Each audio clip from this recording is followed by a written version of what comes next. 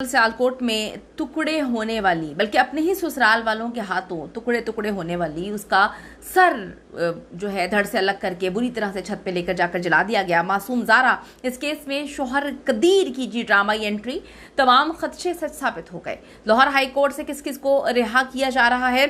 ज़ारा के वालिद तड़पते रह गए। इटली में बैठे तनवीर ने गेम डाल दी। क्या इस लड़की का शौहर जो है मुलव्विस था? क्योंकि डे वन से कुछ ऐसी चीज़ें सामने आ रही थी। क्यों इस बच्ची को इतनी बेदर्दी से कत्ल किया? क्यों उसकी ज़िंदगी जो है उससे छीनी? क्यों एक बच्चे से उसकी माँ छीनी? क्यों उस लड़की का जो है बॉडी पार्ट्स जो कि पूरे मिल भी नहीं पाए, टुकड़े टुकड़े करके जो है उसको फेंक दिया गया, उसके सर को जला दिया गया? इतनी नफरत, कोई किसी के साथ इतना बुरा करे और फिर उसका शौहर जो है उसने कोई बयान नहीं दिया अपनी बहनों और अपनी माँ के लिए, तो तकलीफ लोगों को हो रही थी। डाउट भी जो है वो छो रहे थे। आज की वीडियो में सारे डाउट्स क्लियर करेंगे। रिक्वेस्ट है चैनल को सब्सक्राइब करें, वीडियो को आखिर तक मुलाहिजा करें। कि आपने कभी सोचा है कि एक बाप की बेटी उस दुनिया से चली जाए और कातिल आज़ाद घूमते रहे? एक बाप अपने बच्चे के कातिल को आज़ाद घूमता हुआ, सुकून से ज़िंदगी जीता हुआ जो है वो देख रहा हो। ये कोई ड्रामा नहीं है, ये पाकिस्तान की एक हकीकी बेटी ज़ारा की कहानी है। ज़ारा के लिए मेरा दिल तो ऑलरेडी मैं जब सोचती हूँ खून के आंसू रोता है। कोई इंसान इतनी खौफनाक मौत डिजर्व नहीं करता। अपने अपनों के साथ बच्ची ज़िंदगी जी रही थी, खाला की घर शादी हुई और खाला ने और उसकी बेटियों ने बड़ी बेदर्दी से ना सिर्फ उसको मारा, उसकी बॉडी के टुकड़े टुकड़े किए, उसके सर को किस तरह से जो है जला दिया। इतनी नफरत। ये ज़ारा की कहानी है जिसका बाप तड़पता रहा, बिलखता रहा, लेकिन उसके शौहर को शायद कोई फ़र्क नहीं पड़ रहा था।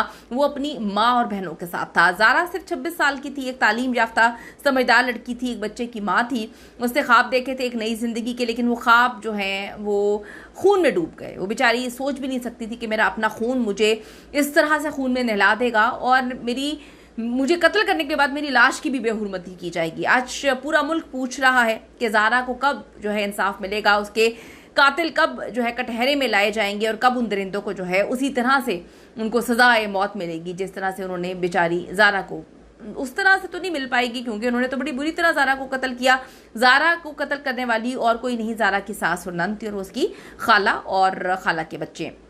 2025 है जी ये केस। लाहौर हाई कोर्ट में चल रहा है। मुलजिम की जमानत मुस्तरद हो चुकी है। फुटेज, कॉल रिकॉर्ड्स, गवाहों के सीसीटीवी बयानात सब कुछ अदालत में पेश हो चुके हैं। अगली समाअत 18 मई 2025 को है। ये दिन फैसला कौन दिन होगा?